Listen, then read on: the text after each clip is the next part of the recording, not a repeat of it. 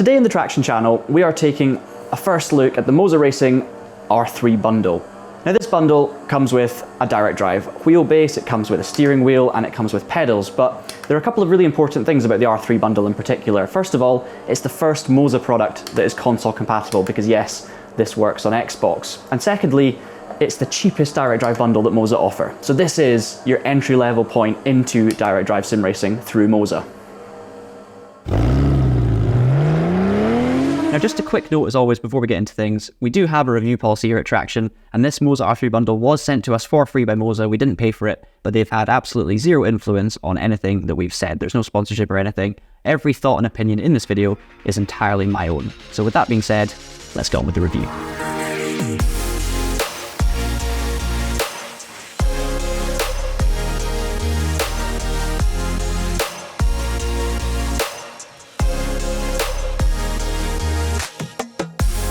Now the first thing of note is that this Moza R3 is a direct drive wheelbase, which means you get the power delivered to you through force feedback directly to your hands by the steering shaft. No extra gears or belts or anything like that. And it's tiny as well. It's definitely the smallest direct drive base I've ever seen. It's actually a lot smaller than even the R5. It makes the tiny R5 look reasonably big, and it's about half the depth of the R9 and R12 that Moza also offer. I have to say, styling wise, I like the fact that they've kind of incorporated the Xbox X into the style. It works really nicely. And in terms of the actual construction, it's very, very similar to the other Moza products. It's that aluminium alloy casing. And then in the back of the base is business as usual. You have your power input, you've got your USB-A to USB there, you've got the RJ45 for the pedals, and then your RJ12s, I believe, for everything else, your dash, your shifter. But also, interestingly, there is a port for your e-stop, which you can buy separately from the Moza website, and that's to kill the direct drive instantly. And it's kind of a health and safety feature. Really good that they've got that on there. Oh, and I almost forgot, the power button is also on the back, so nothing on the front. It makes it harder to hit by accident, but also harder to hit full stop. Now, while we're on the subject of cost, Moza have this entire R3 bundle on sale for $399 US, and that is excluding VAT. Now, that is $100 less than the Moza R5 bundle, the differences being the slightly less powerful wheelbase, the slightly altered ES steering wheel, and of course the fact that the smaller R3 is Xbox compatible. $399 puts it slightly above the offerings for your entry-level Thrustmaster and Logitech steering wheels, for example, but those aren't direct drive. This is pretty much as cheap as you can get for direct drive. The only thing I can think that compares to this is the CSLDD bundle by Fanatec, but you have to pay a little bit more to get certain things with that one. I think it's only the very, very basic one that's $399. So it is comparable, definitely worth looking into, but this is certainly a good starting point. Now, you may be wondering, what else do you actually get in the box? Now, of course, you get your classic power supply, your connection cable, stuff like that, and you also get a selection of screws, nuts and bolts, little tools and things you need in order to mount this R3 wheelbase to your rig or your desk, because the R3 bundle also includes a table clamp. Now, I feel like this is very important because as direct drive wheelbases go, this is ideal for desk-based direct drive racing. I mean, it's small, it's lightweight, it's not super powerful, so I think it's probably going to be well suited to that sort of situation. Now, Moza also provides you with some anti-slip silicone pads which you can put under the pedals, and hopefully that will stop them sliding on a hard surface. We're going to test it later on in this video, so do keep an eye out, but I think this might be the perfect desk-based direct drive sim racing setup. Other than that, it's just the usual stuff you'd expect. You get your Moza sticker pack, you get some nice little cable clips to keep everything nice and tidy, but generally speaking, you get what you expect, and all seems pretty good. So, I think you're probably keen for us to get this on the rig and show you what it's all about.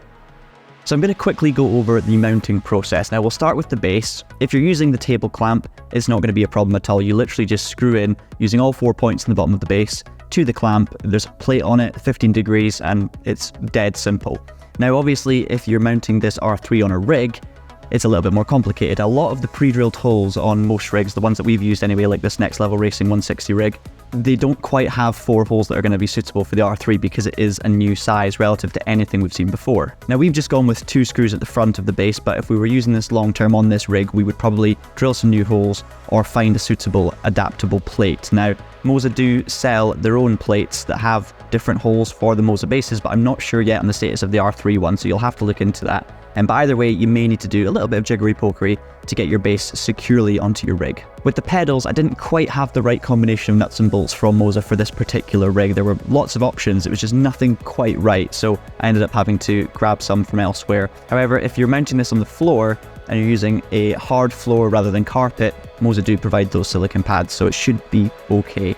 Again, it's just a case of, you're gonna have to work out what you need specifically for your rig. Thankfully, by far and away the easiest part of the mounting process is popping the steering wheel on, because literally you just line it up, and Moza's quick release system has always been great. It still is. That's it secured, and we're pretty much ready to go. Now, one final thing before I start driving, I just want to talk briefly about the setup process. Now, everything plugged in fine, it was all very straightforward, and we did use Moza's user manual, which has been translated to English.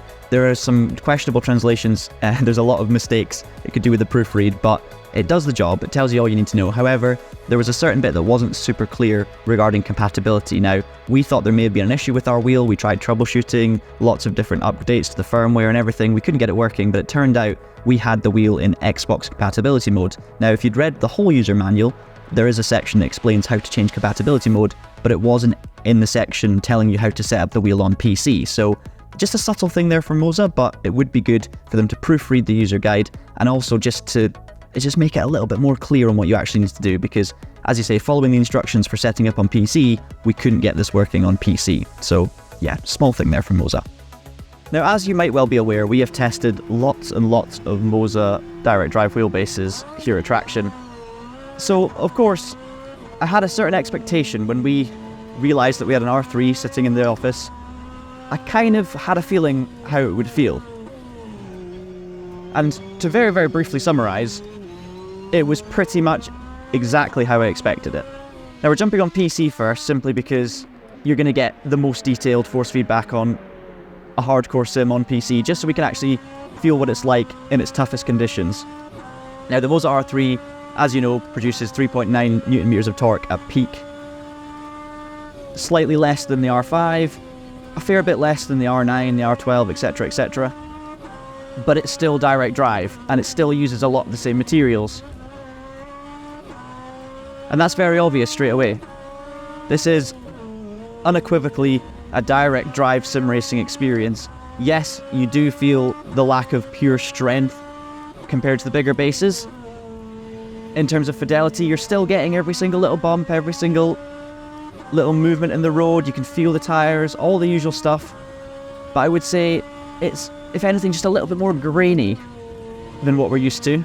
Now, I have been playing around a little bit with the force feedback settings on the games themselves, and of course the Moza software, which we'll come on to, just trying to get it feeling right for me.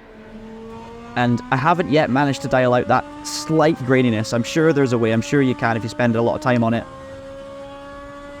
But generally speaking, I mean, if you were to compare it to anything not direct drive, it's still way cleaner.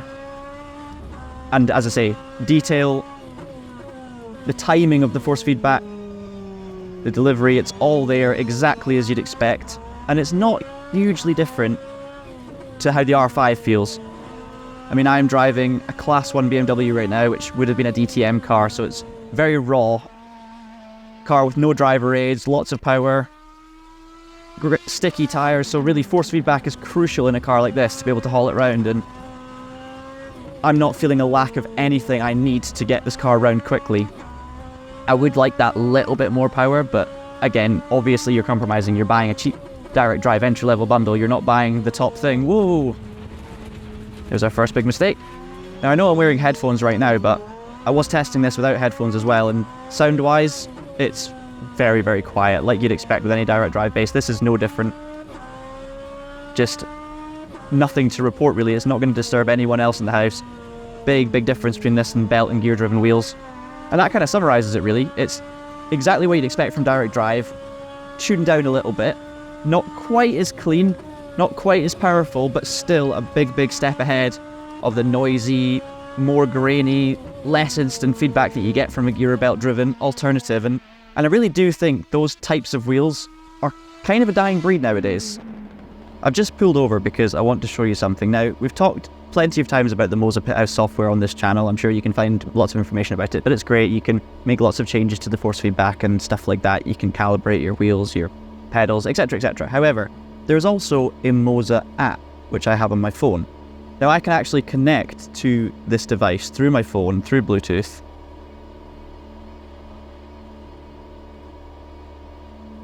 I can enter the car and then I can go and change things. So, for example, if I've got the steering wheel around about 90 degrees now, if I was to change the steering rotation settings and then sync it up,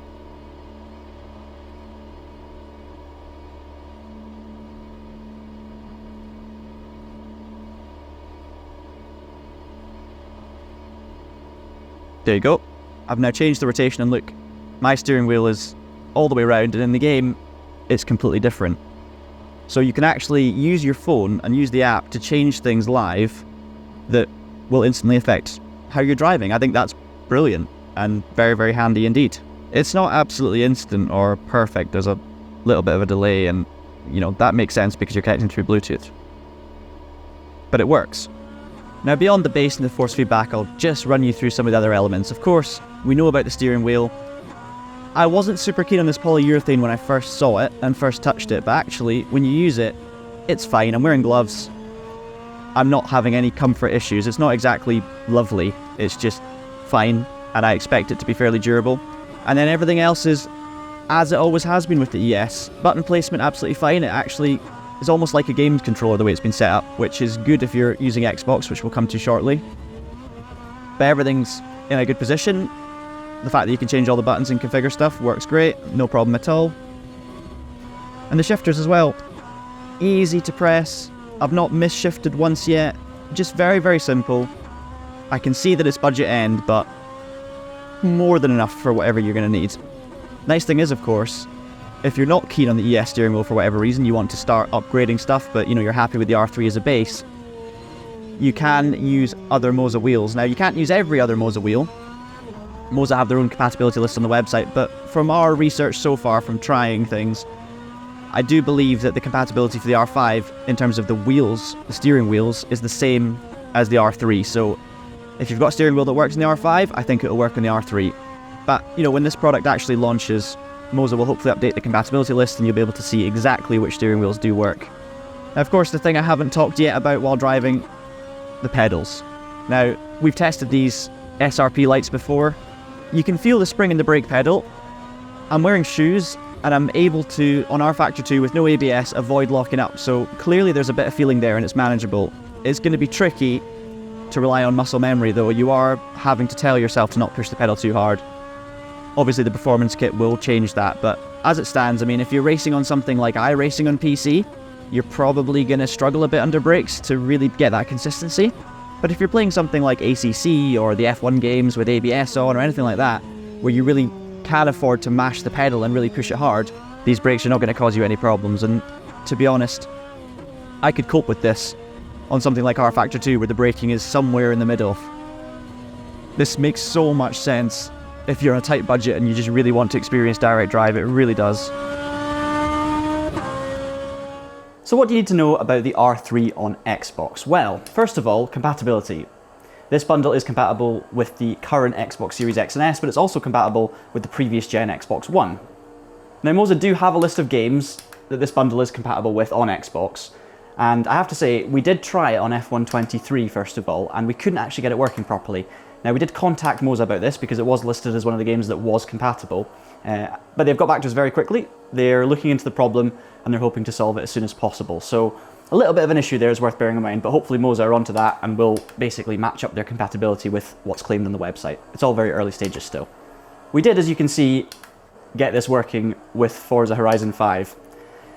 And in terms of the force feedback and stuff like that, it's the same kind of force feedback feeling that I've experienced playing Horizon 5 on PC with a direct drive base. Now, I've never actually played on Xbox with direct drive before, and obviously on console, you do lose just a little bit of feeling, and sometimes there's a little bit more of a screen delay and all those kind of things, but it plays absolutely fine, more than enough for this kind of gaming. Obviously, if you're sim racing on console, anything direct drive is going to be better or improved as opposed to like a gear driven or belt driven wheel. And this is going to be perfectly adequate. I'm not blown away, or there's nothing groundbreaking here, it just feels decent. We could of course spend a lot of time analysing every granular detail of the force feedback, comparing it to PC, and maybe we will do something like that in another video, but the most important thing here for Moza is that they have brought their direct drive ecosystem to console. And yes, it's just Xbox at the moment, but it's such an important thing that can't be overlooked. I mean, I'm a sim racer, I'm PC sim racer primarily, but I still want a wheel that's compatible with PlayStation as well, because I also play Gran Turismo 7, and I don't want to have two wheel and pedal sets just to be able to play console with a wheel. So this is a really, really important step for them. Now, one other thing you definitely will have noticed in this particular part of the video is that I am using this R3 clamped onto a table. This is with the desk clamp provided. And as I was saying before, it really does feel like this particular direct drive wheelbase was designed for desktop direct drive sim racing. I've got nothing else on the table, so there's nothing else holding it in place. I'm using obviously a pretty awkward table. It's a round table. I'm not sitting in a comfortable position because of the base of the table, but if you have this at home with your normal rectangular table, this is going to be absolutely fine. Yes, it's not quite as rigid. You'll get a bit more movement than you would get with it mounted to a rig, but nothing you wouldn't expect from a desk from a non-direct drive base, which is the important thing here, I believe. Another thing very much worth mentioning, these pedals aren't mounted to anything. They're literally on the ground, but I've used the adhesive strips that Moza provided with the R3 bundle, so you'll have those as well. And using them on a hard floor appears to be absolutely solid. Obviously, we haven't been able to test them over a long term yet. This is the first time we've really used it, so I can't guarantee their long-term success, but short-term, the pedals are not moving an inch. They're completely stuck to the ground, absolutely solid, and I'm not sliding them at all. So there really are lots of positives in terms of being able to sim race on console with direct drive with this R3 bundle. The finer details, the detail of the force feedback, all those extra things, it's a little more up for debate.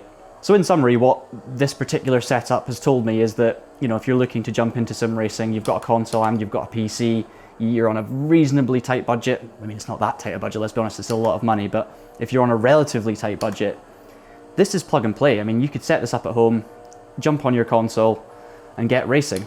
Let's just hope they fix the compatibility issue with F123, and let's hope there aren't more issues with other games.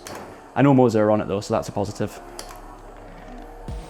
So, the Moza R3 bundle is clearly a great way to start your direct drive sim racing journey. It's definitely not going to be endgame. There are better bases out there, more powerful bases out there that will give you a better final product, but for the price, it's a really, really good compromise. You get that clean direct drive feeling without any of the compromises of a belt or gear-driven steering wheel. It's fantastic. There's still a bit of graininess there, and obviously, I think if you're really, really keen on this as a hobby, you're going to want to upgrade at some point down the line. But as I say, fantastic way to get yourself into direct drive if you're on a tight budget. Now, the Xbox compatibility is very important as well. It's great that you can use them on both, and this is a major step for Moza. They're entering the console market, and that is what Moza needed to do. That's what everyone's been asking them to do. Now, do I think that this Moza R3 bundle kills belt and gear driven wheel options? Kill is a very strong word. It definitely doesn't kill them, but sure, it's damaging them because it's old tech, and this can just provide something that's better and cleaner and smaller and well packaged. And it just means that if you go down the gear or belt driven route, you instantly are going to lose out on some of that fidelity and some of that smoothness. So it's definitely doing them a lot of damage. And Logitech and Thrustmaster, although they have a big share of the entry-level market, I tell you what, Moza are certainly coming for it. Fanatec are also there with their cheap direct drive offerings, and at the end of the day, more competition is good for everyone. But what do you think about the Moza R3 bundle? What do you think about Moza in general and their progress in the sim racing community? Let us know in the comments below, and of course, if you've liked this video, leave us a like to show your appreciation, and subscribe to the Traxion channel for more racing game hardware reviews in the future. Until next time, thank you so much for watching, keep it pinned, and have a great day.